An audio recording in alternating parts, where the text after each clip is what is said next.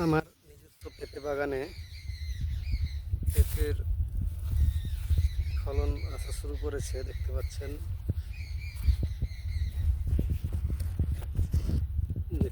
বন্ধুরা, প্রতিটা গাছে মোটামুটি করে ফল আসা শুরু করেছে। আর বলে রাখি, এই পেঁপে বাগানে আমি এই সাইডে ঢেঁড়স লাগিয়েছিলাম, এই যে ঢেঁড়সের গাছ তুলে ফেলেছি, এবং এই সাইডে লাগিয়েছিলাম মরিচ। দেখতে পাচ্ছেন মরিচের গাছও সুন্দর হয়ে আছে, থোকায় থোকায় মরিচ এসেছে এবং ঢেঁড়স বেচে কিছু টাকা লাভ হয়েছে। তাই পেঁপের ফাঁকে ঢেঁড়স, মরিচ এগুলো করা যায় প্রথম বছর।